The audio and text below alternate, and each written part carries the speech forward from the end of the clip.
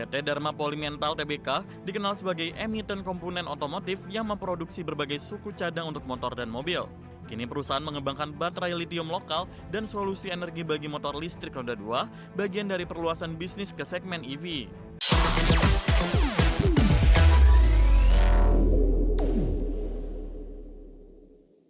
PT Dharma Polymetal Tbk atau DRMA memperkuat perannya dalam rantai pasok kendaraan listrik nasional dengan mulai memproduksi baterai litium untuk motor listrik dan mengembangkan ekosistem electric vehicle. Langkah ini dilakukan di tengah percepatan adopsi EV dan dukungan kebijakan pemerintah terhadap industri hulu hilir otomotif.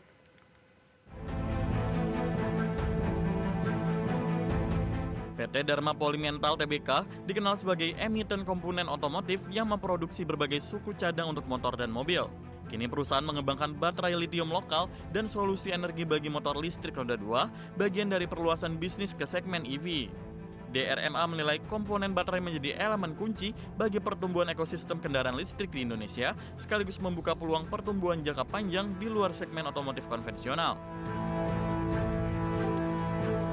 Strategi ini ditempuh melalui penguatan kemampuan manufaktur, diversifikasi produk bernilai tambah, serta integrasi ekosistem bisnis yang mendukung EV, mencakup inovasi baterai dan komponen kendaraan listrik lainnya. DRMA telah menampilkan inovasi baterai litium yang dikembangkan sendiri pada ajang otomotif besar, menegaskan komitmen perusahaan untuk menjadi pemain lokal di industri EV yang terus tumbuh.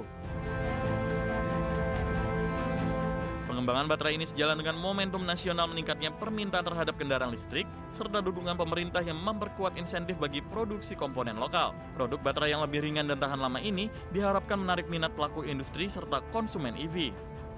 Langkah DRMA masuk ke pasar baterai motor listrik ini juga mencerminkan upaya memperluas portofolio usaha di tengah dinamika industri otomotif dan tren mobilitas bersih. Perusahaan melihat peluang baru dalam menghasilkan pendapatan dari lini produk EV sambil memperkuat fundamental bisnisnya di masa depan.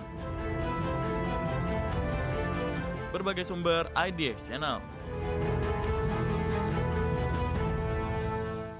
Kita ke informasi pertama pemirsa, Presiden Prabowo Subianto dijadwalkan akan menandatangani kesepakatan tarif resiprokal dengan Amerika Serikat pada 19 Februari mendatang. Meski demikian, pemerintah masih enggan menyebut besaran tarif final yang diberikan pemerintah Amerika Serikat kepada Indonesia. Presiden Prabowo Subianto dijadwalkan akan menandatangani kesepakatan tarif resiprokal dengan Amerika Serikat pada 19 Februari mendatang. Penandatanganan kesepakatan tarif resiprokal ini merupakan kelanjutan dari negosiasi tarif antara Indonesia dan pemerintahan Donald Trump sejak tahun lalu. Menko Bidang Perekonomian Airlangga Hartarto menyebut negosiasi tarif dengan Amerika Serikat sudah sepenuhnya tuntas. Pemerintah kini tinggal menyepakati dokumen final yang akan ditandatangani langsung Presiden Prabowo dan Donald Trump. Terkait besaran tarif final yang diberikan pemerintah Amerika Serikat kepada Indonesia, Airlangga menyebut ada non-closure agreement atau perjanjian kerahasiaan dari kedua negara. Bapak Presiden rencananya akan menghadiri acara di tanggal 19 dan di sekitar tanggal itu juga akan ada rencana penandatanganan ART, Agreement on Reciprocal Tariff. Pada 22 Juli 2025, Indonesia dan Amerika Serikat menyepakati pernyataan bersama mengenai kerangka kesepakatan tarif resiprokal yang menyebut Amerika Serikat akan memangkas tarif impor dari 32% menjadi 19% untuk produk asal Indonesia. Negosiasi berlanjut pada 22 Desember 2025 ketika delegasi Indonesia dan kantor perwakilan dagang Amerika Serikat di Washington DC menyepakati substansi kesepakatan tarif resiprokal. Salah satu poin penting dalam kesepakatan tersebut yakni kepastian Amerika Serikat untuk menghapus tarif impor khusus pada komoditas seperti sawit, kopi, minyak kelapa, dan kakao. Indonesia juga berkomitmen mengatasi hambatan non-tarif yang menghambat kerjasama kedua negara melalui deregulasi kebijakan. Jakarta, Tim Liputan IDX Channel. Kembali bersama kami pemirsa, PT Aspirasi Hidup Indonesia Tbk atau ACES menyikapi momentum bulan suci Ramadan dan Lebaran 2026 dengan optimisme tinggi. Perseroan menilai periode ini historis mendongkrak permintaan dan aktivitas belanja masyarakat di segmen retail rumah tangga dan kebutuhan pokok. PT Aspirasi Hidup Indonesia Tbk, pemilik merek Asko dan sejumlah format retail rumah tangga, menyatakan bahwa permintaan kebutuhan rumah tangga biasanya meningkat signifikan menjelang Ramadan dan Lebaran. Periode ini diharapkan menjadi salah satu momen penting bagi peningkatan penjualan dan perbaikan kinerja pada kuartal pertama 2026.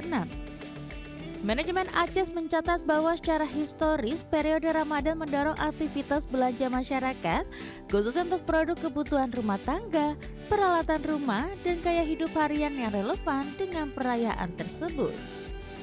Selain sentimen musiman, analis pasar juga melihat potensi kinerja ACES bertumbuh seiring optimisme pasar terhadap konsumsi rumah tangga di awal tahun, namun tetap mencermati tantangan daya beli.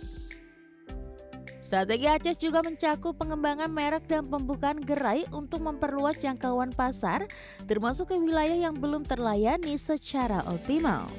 Pendekatan ini diharapkan membantu memaksimalkan potensi pertumbuhan dari peningkatan belanja musiman tersebut.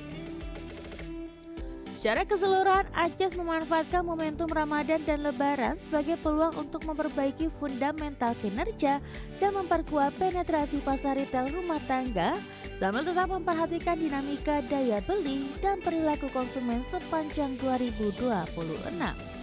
Berbagi sumber, IDX Channel. Kementerian Koperasi bersama Badan Pengentasan Kemiskinan bersama-sama melakukan percepatan pengentasan kemiskinan permanen melalui penguatan badan usaha koperasi.